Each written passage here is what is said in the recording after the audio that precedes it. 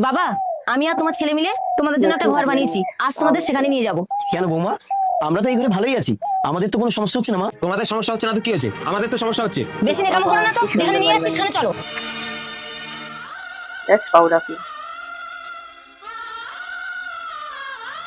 বাবা, এইটা তোমাদের ঘর, আজ থেকে তোমরা এখানেই থাকবে। আর এই নাও 1000 টাকা, এই টাকা নিয়ে 2 মাস সংসার চালাবে। আর মা, আপনি বেশি খাই খাই করবেন না। না না বৌমা, ও আর আগের মতো খাই খাই করে না। ও জেনে গেছে ওর স্বামী আর ইনকাম করতে পারে না। মা, ঠিক আছে, আমরা চললাম। এই চলো তো, শপিং মলে যেতে হবে, আমাদের লেট হয়ে যাচ্ছে। বাঁধিয়ে রাখতে ইচ্ছে।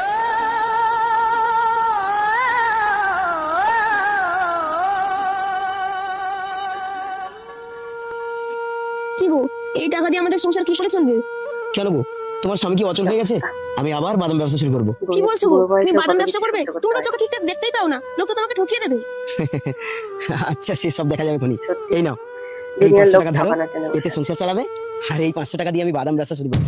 ওই দেখো, ওইখানে একটা বয়স্ক লোক বাদাম বিক্রি করছে। আরে তাই তো, দাঁড়াও, আমার কাছে একটা নগদ 500 টাকা আছে, বুড়োর সাথে একটু মজা করে নি। দাদু, ও দাদু, তোমার সবগুলো বাদাম কত? সবগুলো নেবে? হ্যাঁ, সবগুলো ওই 550 টাকা দিয়ে বাবা। না না দাদু, আমার কাছে 500 টাকাই আছে, যদি হয়তো বলো তাহলে সবগুলো নেবো। ছেলেটা আমার খোকার মতো, ভারী সুন্দর। আচ্ছা বাবা, তুমি এক কাজ করো, তুমি 500 টাকাই দাও। এই নাও, কল করে 500 টাকা। বউ, ও বউ, আরে শিগগিরই বেরিয়ে এসো। সবার মধ্যে আরে কি নিজের হলো ছেলেকে কি? খুঁজতে গিয়ে জীবনের এই দেখো, দিকে এগিয়ে বাদাম যাচ্ছে। সব বিক্রি করে ফেলেছি। আর এই যে কর করে 500 টাকার নোট। এ কি গো, এ তো নগদ 500 টাকা, তোমাকে তো ঠকিয়ে দিয়েছে।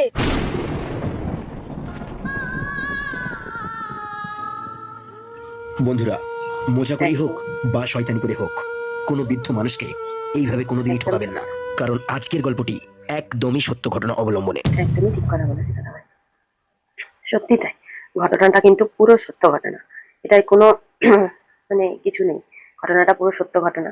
আর এমন কোনো ছেলে মেয়ে আছে এরকম, আমি তো জানি না। এরকম ছেলে মেয়ে হওয়াও সত্যি খুবই, আমি নিজেকে লজ্জিত মনে করি। কারণ যেই রাজপ্রাসাদে বাবা মা স্থান হয় না, তাদের একটা কুঁড়ে ঘরে বা কোনো অনাথ আশ্রমে জায়গা হয়, সেই ছেলে মেয়ে বলার যোগ্য, এটাই তো মনে সন্দেহ জাগে।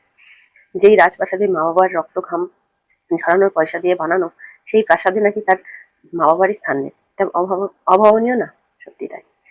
আর এত রক্ত জল করা পয়সা দিয়ে ছেলে মেয়েকে সুন্দরভাবে গড়ে তোলার কর্তব্যটা আমরা কিভাবে দায়িত্ব হিসাবে পালন করি? কিছু পাওয়ার আশায়, কিছু অবলম্বনে জীবনটা কাটানোর আশায়। তার বিনিময়ে কি দেয় ছেলে মেয়েরা? দেয় কিছু? লাল বয়সে তাদের জোরে একটা কুঁড়ে ঘর, কোনো রকমের সেদ্ধ ভাত, আর তার সাথে জমতে না হলে অনাথ আশ্রম। কিছু কিছু ছেলে মেয়েরা তো বাড়িতে উনি তো তাও কুঁড়ে ঘর বানিয়ে রেখেছেন। কিছু কিছু ছেলে মেয়েরা বাবা মাকে কুঁড়ে ঘর কেন